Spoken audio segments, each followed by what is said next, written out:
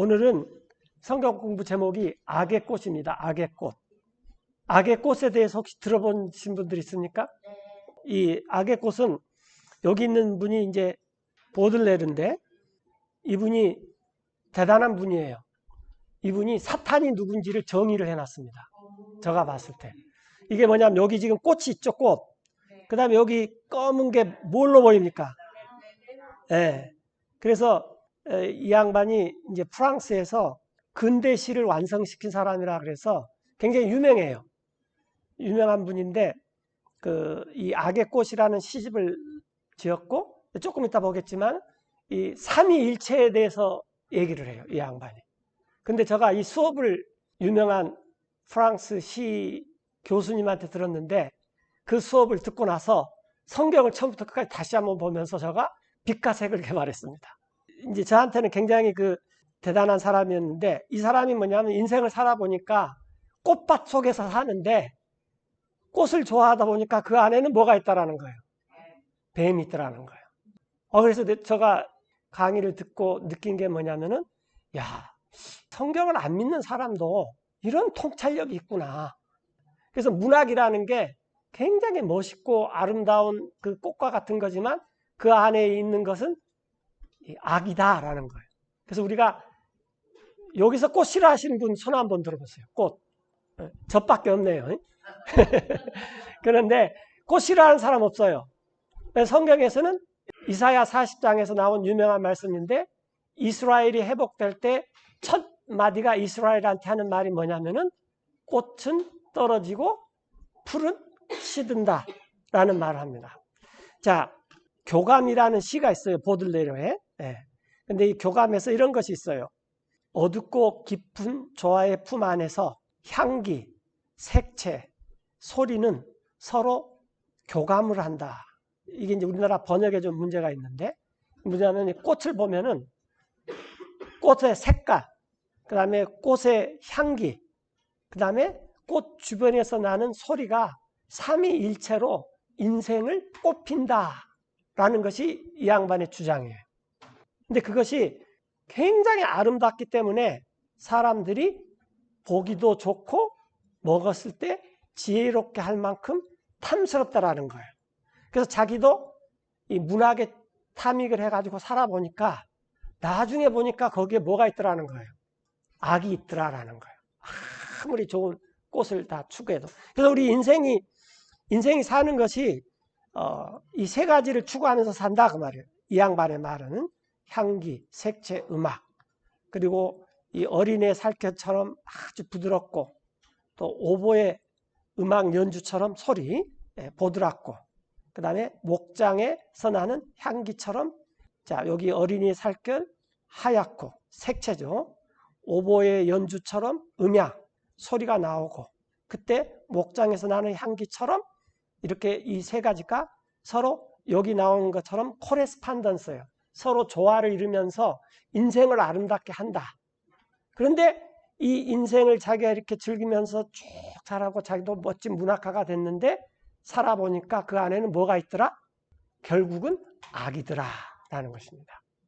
결국은 악이라는 건 오늘 아침 메시지도 나왔지만 뭐죠? 어둠이에요. 어둠. 그러니까 빛과 어둠인데, 근데 이 어둠이 나타날 때 이 어둠이 어둡다 그러고 나타나는 것이 아니라 나는 빨간색이야, 나는 노란색이야, 나는 초록색이야, 이렇게 색으로 나타나요. 그래서 여자들이 치장하기를 좋아하는 게 바로 그 색에 미쳐버린 거예요.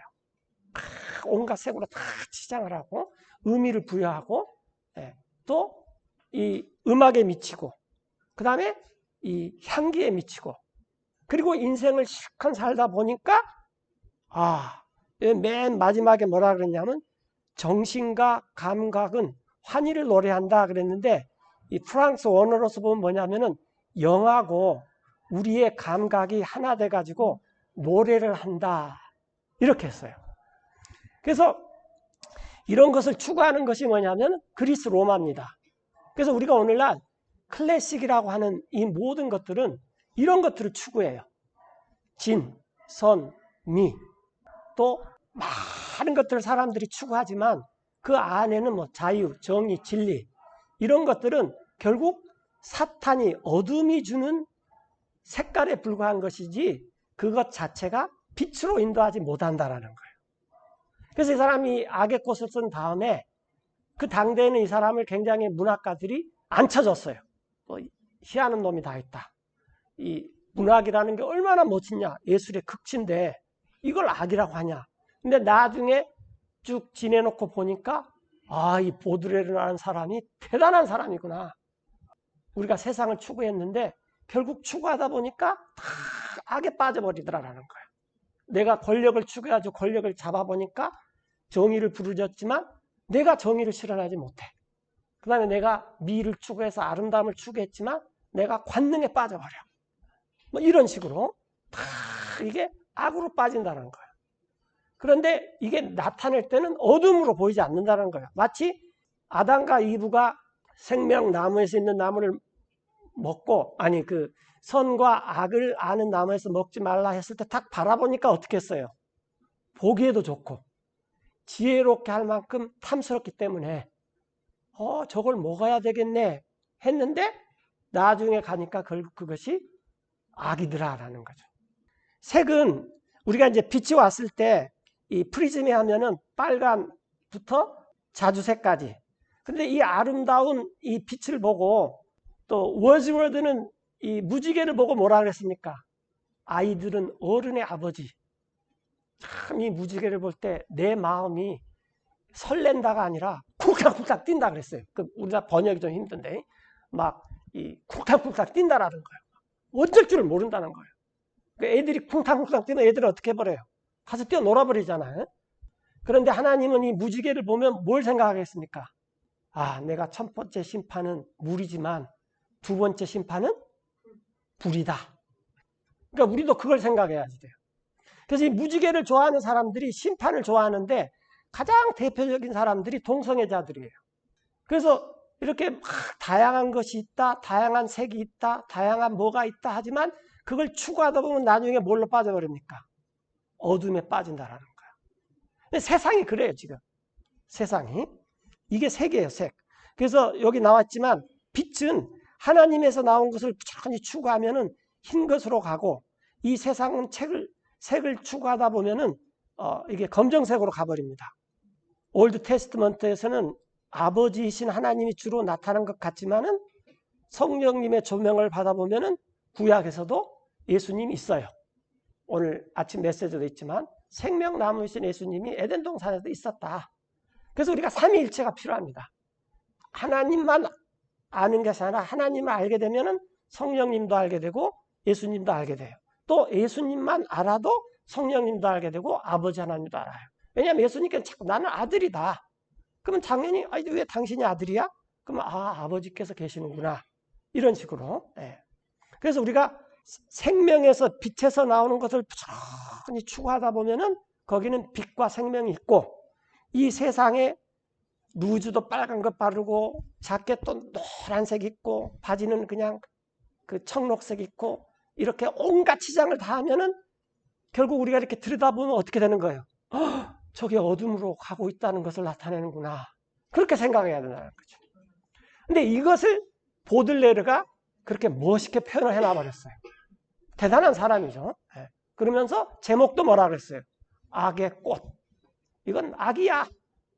자, 그 다음에 이제 우리가 계속 공부하고 있는 게 뭐냐면 색에는 보색이 있다라는 거예요. 이게 보자가 무슨 말이냐면 보충이다 그 말이에요. 보충.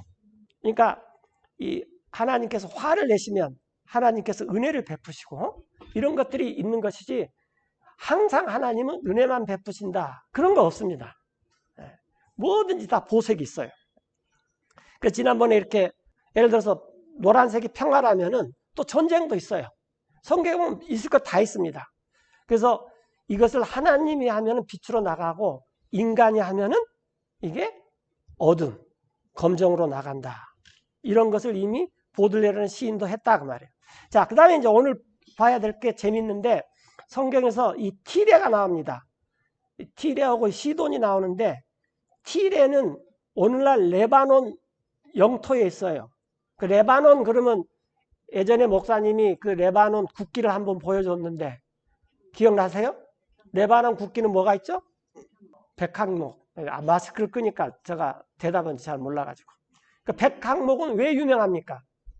솔로몬의 성전을 그래서 이 티레에서 뗏목을 만들어서 이렇게 쭉 지중해 밑으로 해놓으면은 여기에 텔아비브가 있어요.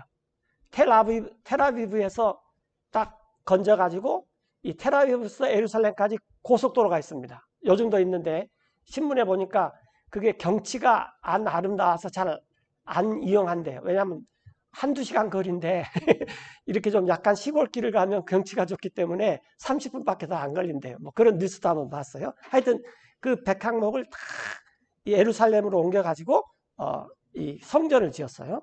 그런데 성경에서 이 티레 혹은 티루스 이것의 왕이 사탄이다라는 그 구절이 에스겔서에서 나오는데 오늘 이따 좀 살펴보겠습니다. 여기에 굉장히 재밌는 것이 있는데 티레 앞에 티레 섬이 있어요. 혹시 캐나다 이 밴쿠버 앞에 있는 섬이 무슨 섬인지 아세요? 밴쿠버 도시 앞에. 네, 빅토리아 섬이라 그래요. 근데 원래 이름은 밴쿠버 섬입니다. 그런데 밴쿠버 도시하고 밴쿠버 섬하고 헷갈리니까 밴쿠버에서 가장 큰 도시가 빅토리아 그래서 사람들이 빅토리아 섬이라 그래요. 그래서 노후에 살기 좋은 3대 도시가 빅토리아 섬이에요. 그래서 남미에 있는 이 노후 이 갑부들이 이 멕시코에서 다이렉트 비행편이 빅토리아까지 있어요. 이렇게. 하여튼 그런데 굉장히 살기가 좋아요. 빅토리아 섬이. 가보신 분 있겠지만. 그런데 이 앞에 티레 섬이 있어요. 근데 이 티레가 이 여러 가지 전쟁 가운데서 살아남을 수 있던 것이 뭐냐면은 이 섬에다가 요새를 지어버렸습니다. 그래서 많은 정복자들이 와서 한 이 7, 8m 되는 이 바다를 건너가서 티레를 정복하기가 너무 힘드니까 포기를 해버렸어요. 그러면 쑥 지나가고 나면 다시 티레가 이 와가지고 다시 또 재건을 하고 그랬어요. 그런데 알렉산더가 여기 BC 330 몇 년경에 여기를 와가지고 티레가 다 도망가 버리니까 알렉산더가 여기서부터 여기까지 댐을 쌓아버렸습니다. 저 기어이 정복한다고. 그랬더니 티레 사람들이 설마 그랬는데 진짜 댐을 쌓아버렸어요. 그래서 이게 알렉산더 댐이라 그래요. 자, 그래서 이렇게 댐을 쌓아가지고 이 티레를 정복했는데 여기에 온갖 티레 부자들이 다 있었어요. 한 8만 명이가 있었는데 이 나폴레옹이 8만 명을 평생 동안 여기서부터 여기까지 간척지로 메꾸는 사업을 해버렸습니다. 그래서 이 부자들이 자기 평생 동안 자기가 쌓아놓은 부를 가지고 자기가 노역을 하면서 여기를 육지로 만들어버렸어요. 여기 나오죠. 여기 티레 섬이 있고 이게 이제 올드 티레인데 이게 BC 322년에 여기에 두 가지 몰을 쌓아놓고 그 다음에 여기를 다 메꿨어요. 그러니까 예전에는 여기가 바다였어요. 전달됐습니까? 그러니까 지금 보면은 이게 바다였는지 모르는데 역사적인 사실이 있는데 이걸 에스겔서에서 아주 자세히 설명해 놓고 있습니다. 그래서 지금 이 티레 섬이 이렇게 있어요. 현재는. 그래 오늘날 어디와 같냐면은 홍콩이죠. 홍콩의 이 총 생산량이 한국보다 많겠습니까? 적겠습니까? 뭐 GDP인가 뭐 그런 용어가 있는데 더 많아요. 홍콩이 대단한 나라입니다. 그런데 이제 더 이상 그렇지 않게 됐어요. 그런 도시였어요. 그래서 티레가 구약 성경에 엄청 많이 등장합니다. 어마어마한 도시였습니다. 두로라고 하기도 하고 티루스라기도 하고 티레라기도 하고 이렇게. 그렇죠. 이제 지금도 우리나라 말로 번역할 때 두로라고 했어요. 그러나 이렇게 세계적으로 통용되기는 티레. 그다음에 그리스식으로는 티러스. 우스가 있으면 전부 그리스식이라 그랬죠. 자, 이제 예수님께서 마태복음 12장 22절에서 거기에 이 예수님께로 한 마귀에 사로잡힌 사람이 예수님께 왔어요. 그런데 이 사람은 눈이 멀었고 벙어리가 되었습니다. 그래서 이 이스라엘 가운데 메시아만이 할 수 있는 3대 기적이 있어요. 문둥병을 고치는 건 메시아만 할 수 있어요. 그런데 나만 장군이 문둥병을 고쳤는데 나만 장군은 구약 때 보면 어느 나라 사람입니까? 시리아 사람이었어요. 이 유태인이 아니었어요. 그 다음에 문둥병 있고, 그 다음에 눈 멀고 또 벙어리가 되고, 이런 동시에, 그러니까 증상이 복합 증상이 있는데 이것을 고치면 그건 메시아다. 이런 게 있었어요. 그래서 예수님께서 그 사람을 고쳤어요. 즉 눈이 멀고 벙어리가 된 사람. 그랬더니 사람들이 놀래버렸죠. 메시아구나. 그리고 말하기도 하고 보게 됐어요. 그래서 모든 사람이 amaze, 요즘은 amaze라는 말을 굉장히 자주 쓰지만 이건 뭐냐면은 그냥 기절초풍했다 그런 말입니다. 아주 경악을 했어요. 말하기를, 야, 이 양반이 다윗의 아들 아니냐, 즉 메시아 아니냐. 그런데 이 예수님한테 그때 이스라엘 사람들이 이 예수님은 마귀의 왕을 통해 가지고 마귀를 내쫓는다 그런 말을 했어요.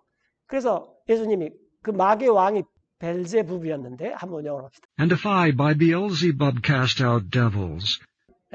만약 내가 벨제부를 통해서 마귀들을 쫓아낸다면, 그럼 너네들도 마귀를 쫓아냈는데 이스라엘 그 사람들한테, 너네들은 마귀를 누구를 통해서 쫓아내느냐? 아니, 너네들 쫓아내는 것은 하나님을 통해서 쫓아내고 나 예수님이 쫓아내는 것은 더 큰 마귀도 쫓아내는데 마귀의 왕을 통해서 쫓아낸다 그러니까 말도 안 되지 않느냐? 지금 그 말이에요.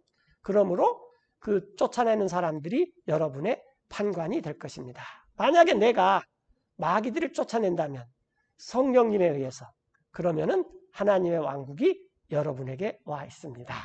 그래서 예수님께서 마귀를 쫓아내는 커다란 이유 중에 하나가 자신이 메시아인 것을 사람들한테 알리게 하고, 두 번째는 하나님의 왕국이 이미 와 있다. 이걸 깨닫게 하게 한 거죠.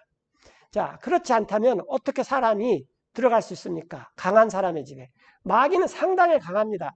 마귀가 얼마나 강하냐면은 아담 때 에덴 동산에 있던 마귀가 지금까지 있어요. 안 죽고. 그럼 얼마를 살았어요? 우리 주변에 6,000년 산 사람이나 존재가 있습니까? 일단 죽지 않고 6,000년이나 살았어요. 일단 그것만 봐도 대단한 거죠. 그리고 모든 만국을 다 속여버립니다. 만국을. 그렇게 강한 사람의 집에 어떻게 들어갈 수 있겠습니까? 또 그 강한 사람의 재산을 약탈할 수 있겠습니까? 먼저 그 사람이 묶어야 돼요. 강한 사람, 즉 사탄을. 그래서 예수님께서 이 벙어리 되고 마귀 들린 사람을 추천한 이유가 뭐냐면, 나는 사탄보다 더 강한 존재다. 이걸 보여주는 것입니다. 그렇게 하고 나서야 그 사람이, 사탄을 물리친 사람이 사탄의 집안의 것을 약탈할 수 있습니다. 근데 이제 우리가 보고자 하는 것은 그게 아니라 그 다음 건데, 그래서 나 예수님과 함께 하지 않는 그 사람은 나를 반대하는 자입니다. 또 함께 모이지 않는 그 사람은 나 예수님과 함께 널리 흩어지게 합니다. 즉 예수님하고 함께 하지 않는 사람은 다 예수님을 반대하고 예수님에 모이는 사람을 해방 놓는 사람이다. 지금 그 말이에요.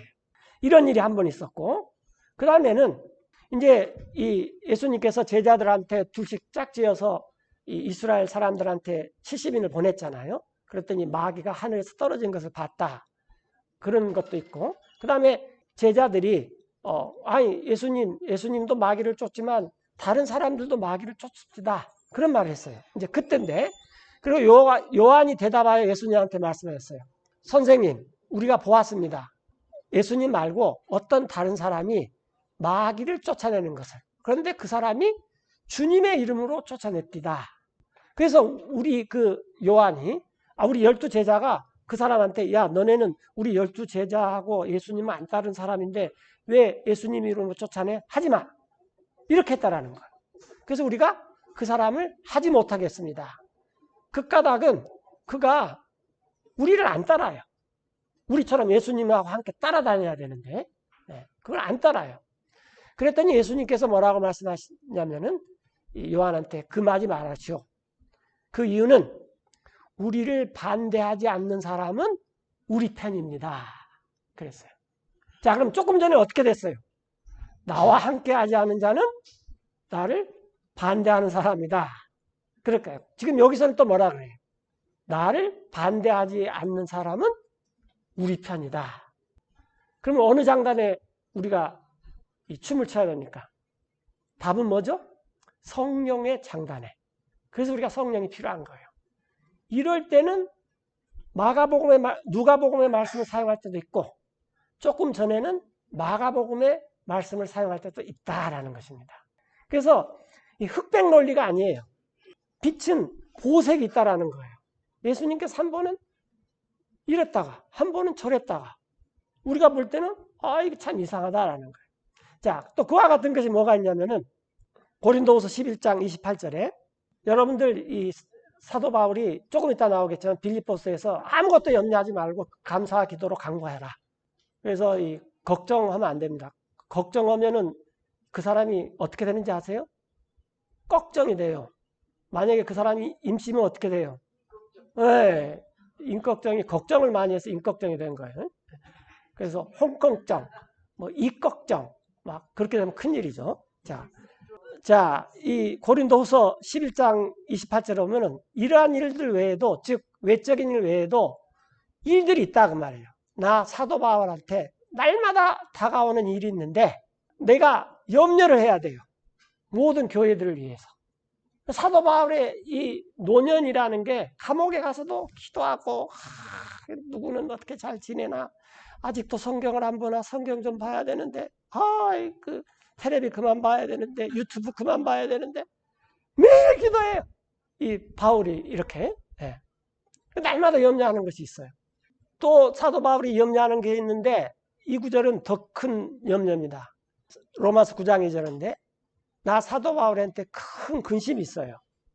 그리고 계속적인 슬픔이 있습니다. 내 마음에.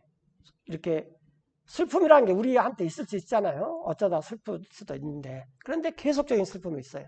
그것은 뭐냐면은 이스라엘 사람들입니다. 그들에게는 어마어마한 것들이 과거에 있었는데 나는 그들이 구원을 받기를 바랍니다. 여기 물론 지금 커트해서 생략을 했는데 그리고 이스라엘이 구원받을 수 있다면 나 사도 바울은 저주를 받아서 떨어져 나가도 좋습니다. 그만큼의 근심과 슬픔이 사도 바울한테 있다라는 거예요. 근데 우리가 항상 말하는 건데 내 마음의 평화, 걱정하지 마라, 근심하지 마라. 그런 말씀으로 오면 막 박수치고 막 심지어는 성령의 춤도 추잖아요. 사람들이. 그런데 이런 구절을 보면은 바울은 감옥에서도 그냥 그 노년에 좀 쉬지에는 교회 사람들 위해서 염려하고 걱정했네. 또 이스라엘 위해서는 이런 것이 있었네. 이게 보색관계라는 거죠. 그러니까 걱정하지 말아야 될 세상 일, 먹고 사는 일, 이방인들이 추구하는 일, 이런 일은 하지 말아야 되고 하나님이 완성시키고자 하는 일에 대해서는 우리가 근심과 걱정을 해야 된다는 거죠. 자, 그래서 이제 우리가 좋아하는 구절은 이 구절이에요. 아무것도 염려하지 말고 여기 보면 오직 모든 일에서 기도와 간구로 그것도 감사함으로 여러분이 요청할 것을 하나님이 알게 하시오. 이렇게. 그러나 이럴 때도 있지만 사도 바울이 교회에 대해서 우리가 그 성도들을 위해서 걱정하면서 염려하면서 기도하자. 목사님은 더 하시겠죠. 목사님하고 같이 기도하는 게 다행입니다. 옆에 있으면 어이구 이렇게 맨날 이런 기도하다가 폭삭 늦겠다. 그렇게 되니까. 근데 그렇게 기도를 할 때도 있어야 된다 그 말이에요. 그래서 근데 이게 빛에서 나와야 돼요. 세상에서 나오면 안 된다 그 말입니다. 그 다음에 또 한 가지는 이제 가족을 돌보는 일인데 예수님께서 복음서에서 가족을 버리라는 말이 굉장히 많이 나와요. 만일 누구든지 자기에게 근데 이제 디모데전서 5장에서는 자기에 속한 가족을 여기서 provide not이에요. 그러니까 필요한 것을 공급하지 않는 것. 재정적이거나 물질적인 걸 말하는 거예요. 자기에 속한 자들을 부양하지 않는다면 특별히 자기 집안 식구 내가 믿는다. 그러는데 먹고 사는 문제를 부양하지 않는다면 그 사람은 믿음을 부인한 자요. 더 나쁜 사람이에요. 안 믿는 사람보다. 이렇게.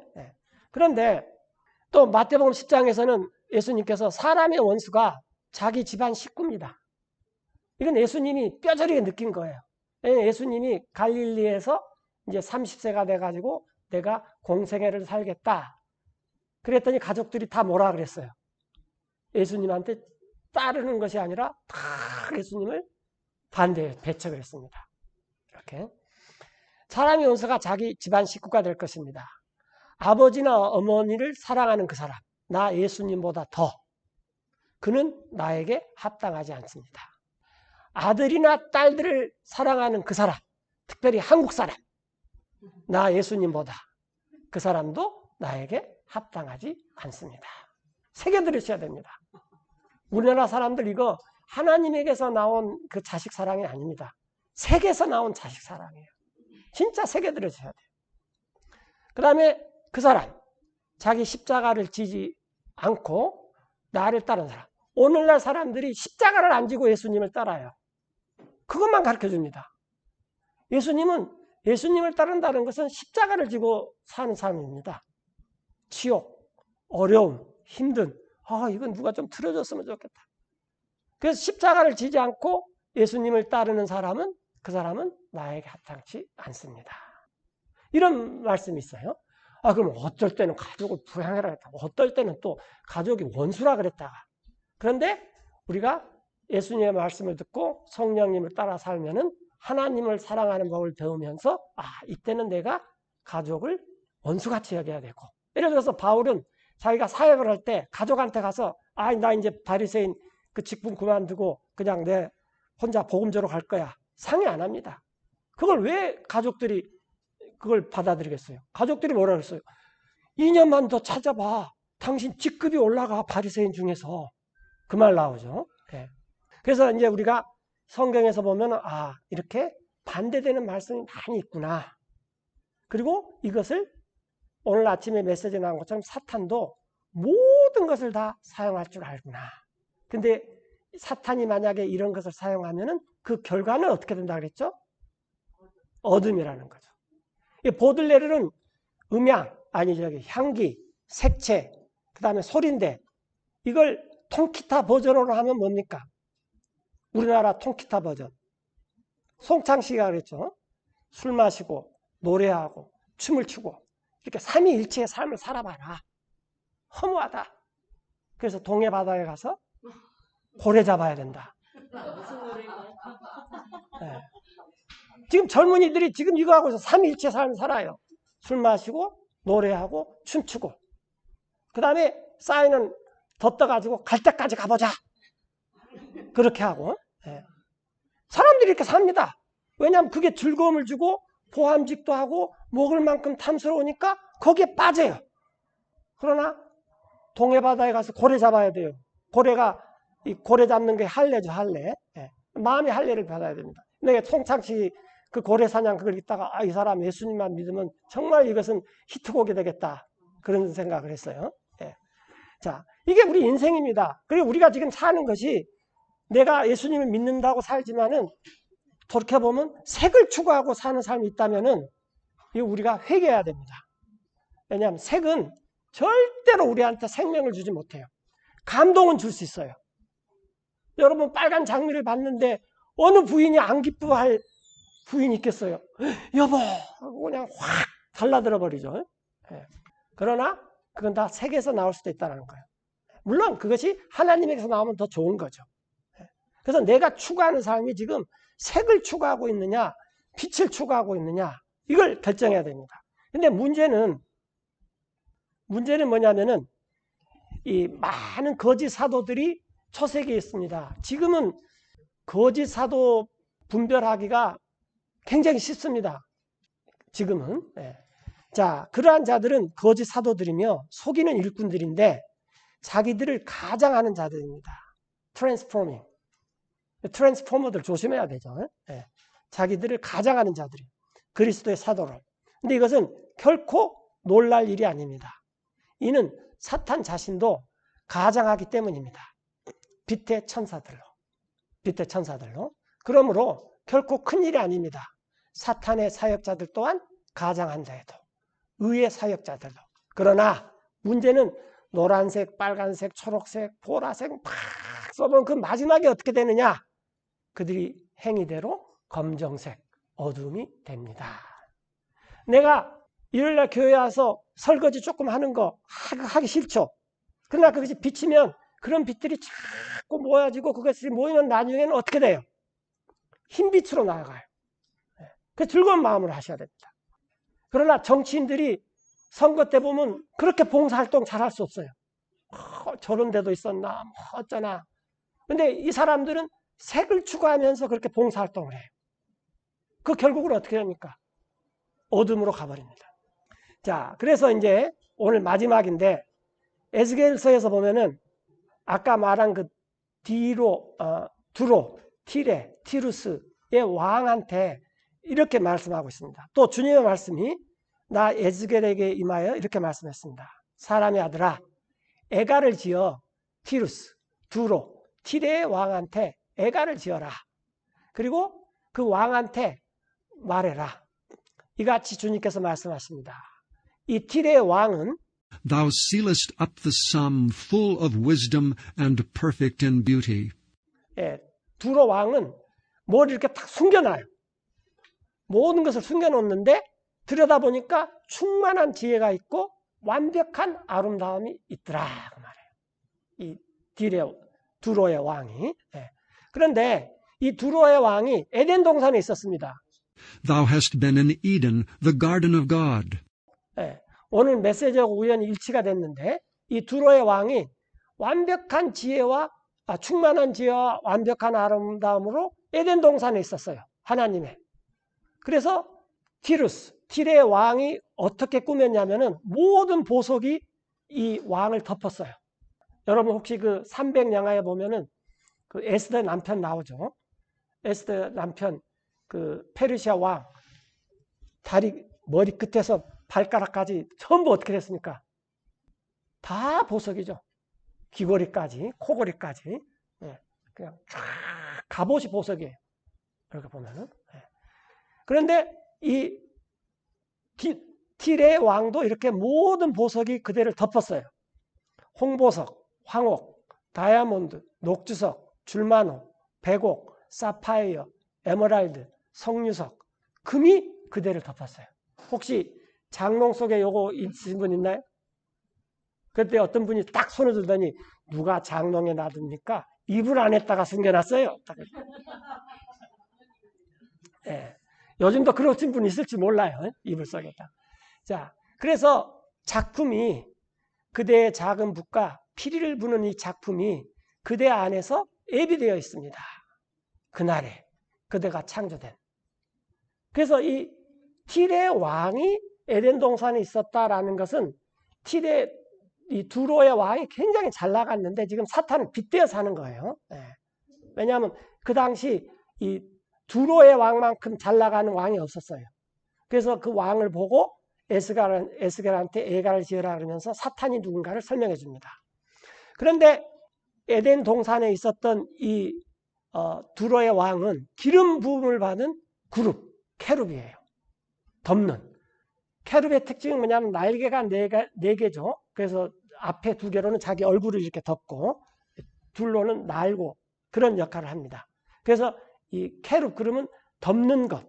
그래서 이 솔로몬의 성막, 성전 안에서 언약궤에도 이렇게 캐룹들이 있는데 그때는 날개가 두 개만 있게끔 했어요. 원래는 날개가 넷이에요.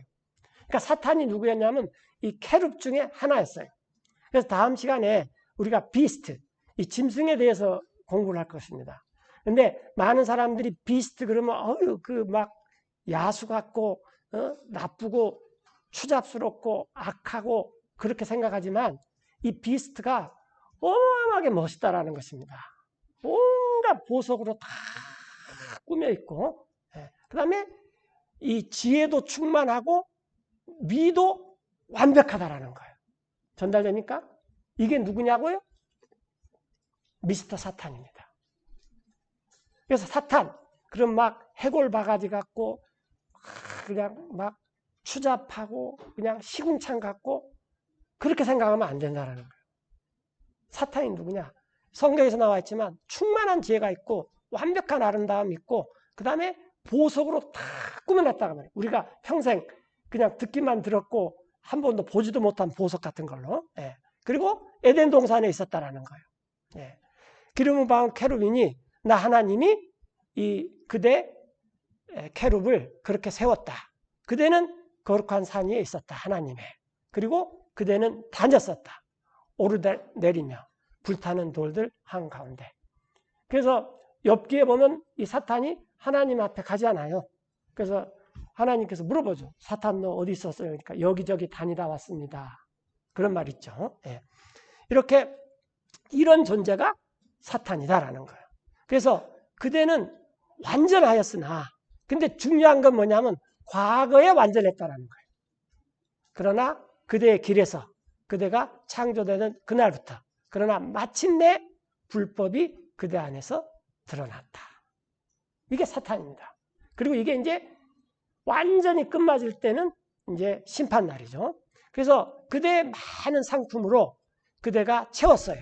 그대 한가운데. 그때 티레가 알렉산더가 쳐들어와도 살아남을 정도로 막강한다 그 말이에요. 이게. 예.